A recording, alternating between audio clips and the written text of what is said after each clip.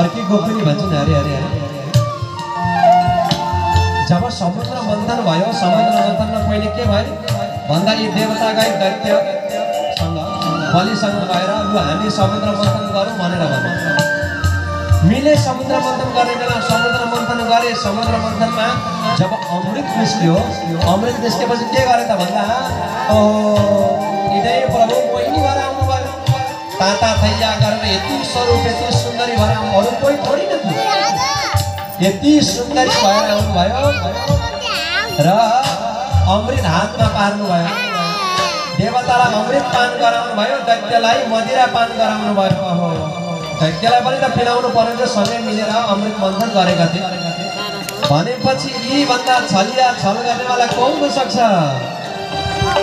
अर्की गोपिनी भन्छन् अरे अरे त्यो कुरा छोड्देऊ जब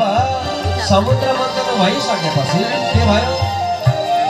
भन्दा समुद्र मन्थन भइसकेपछि देवासुर संग्राम भयो देवताले दैत्यलाई जिते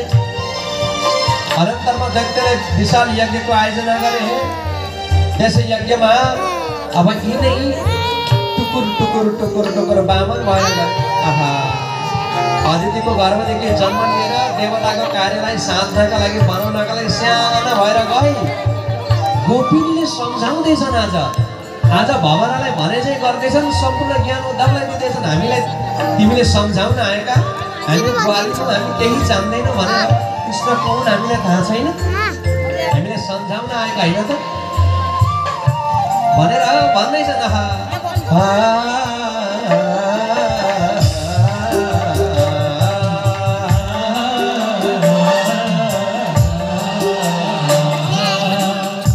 अब बामनको रूपमा टुकुर टुकुर टुकुर टुकुर आयो बलिले देख्ने बित्तिकै दान दिनुपर्ने छ मैले त बलिले भने म केही दिउँ तपाईँलाई भन्दा पहिले चाहिँ केही चाहिँदैन भने हेर कति बाटो बलि यति मक्ख परे अच्छा म केही त चाहिन्छ केही त लिनुहोस् भनेर भन्दा बिहे गरिदिन्छु भन्दा होइन म बिहे गर्दिनँ भने केही असुर बिहा दिन्छु भन्दा मलाई चाहिँदैन ब्राह्मण सन्तुष्ट छु भने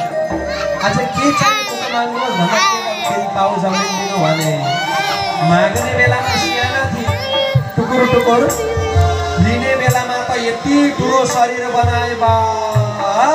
एक पाउमा सम्पूर्ण संसारलाई नापिदिए त्रिभुवनलाई नै नापिदिए एकै पाउमा